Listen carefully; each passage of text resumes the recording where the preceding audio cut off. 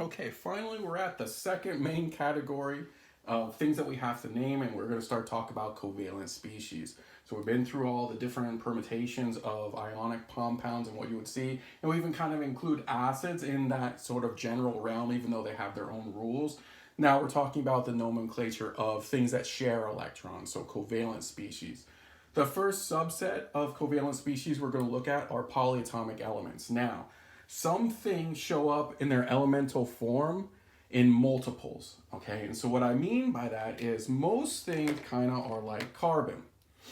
Now, carbon, when we say that we have elemental carbon and we have a chunk of carbon, the most fundamental building block inside that sample is just C, right? So graphite, diamond, it's just a bunch of carbon together. But things that end in GEN, like oxygen, and things that end in INE, like fluorine, the most fundamental building block in a sample of those species isn't just an O, isn't just an F. Anything on the periodic table that ends in GEN or INE, they're actually what we call diatomics. So they show up, right, as pairs. They show up as a covalent species. Two oxygen atoms sharing electrons, two fluorine atoms sharing electrons. So it's a rule that we have to kind of be aware of. Anything with GEN or INE, things like nitrogen, N2, chlorine, Cl2, Br2 for bromine, iodine, I2, okay? So anything in their elemental form, not talking about single atoms, but in their elemental form, all right, that ends in GEN or INE, they're actual diatomics, okay? Two atoms, diatomic. The other types of polyatomic elements is things like, or are, that we have to know about, elemental sulfur. Elemental sulfur actually shows up as 8 S's together as a fundamental sort of molecule, all sharing electrons, right? 8 elements of sulfur. And elemental phosphorus is P4. Both of these are generally solid at room temperature, but we can always change state based off of temperature, okay?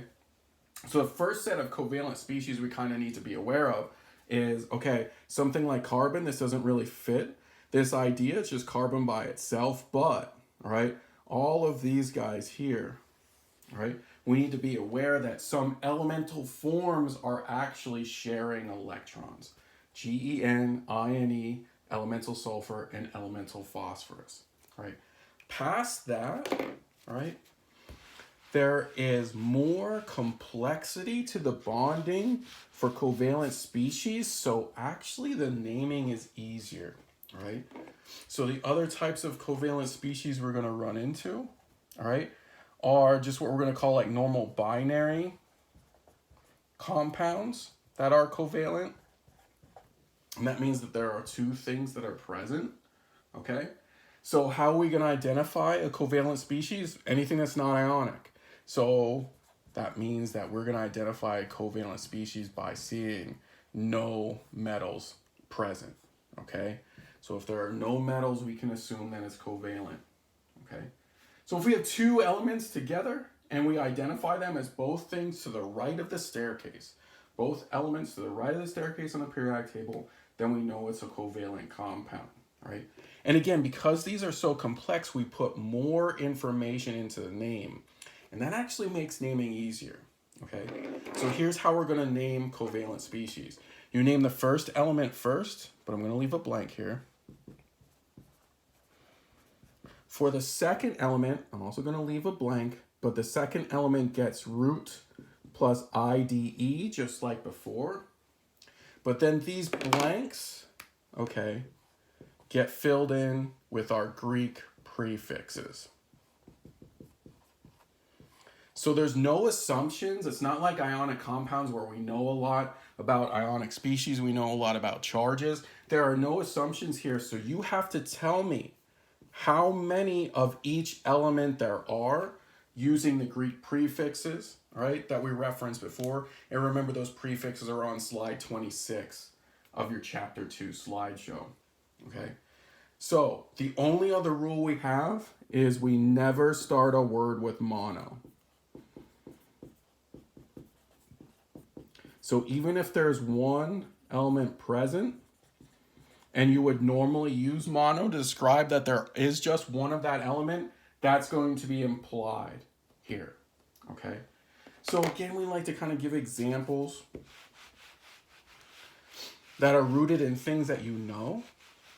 And so most people are aware that this thing CO2 exists. Now, based off of all our discussion so far this semester, we can identify this as a covalent compound. Carbon and oxygen are two nonmetals. They're both species that are above the staircase. So if we know that it's covalent compound, or it's a covalent compound, then we have to use the covalent compound rules, all right? So we name the first element first, and then we use a prefix to describe how many there are, except we would normally say, okay, there's one carbon, that would be monocarbon, but we use our rule. We use our rule that we never start with mono, so the mono is implied, all right? So this is going to be carbon, there's two oxygens, dioxide. Greek prefix, root plus IDE, carbon dioxide. CO, carbon monoxide, right? What about N2O3, okay? Now we look at this and we have two nitrogens and three oxygens. Both nitrogen and oxygen are nonmetals. So N2O3 is definitely a covalent compound, all right?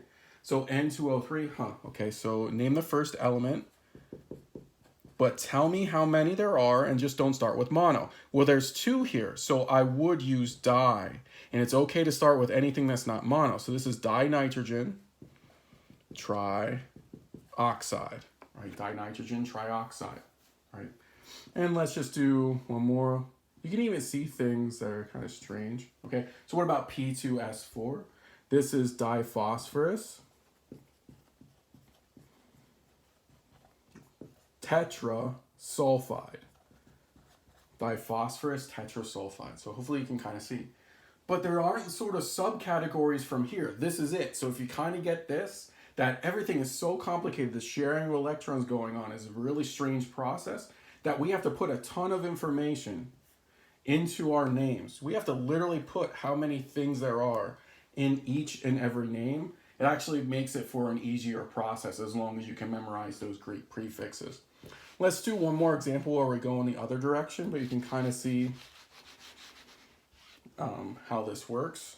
Let's do something like hexa, selenium, octa, bromide.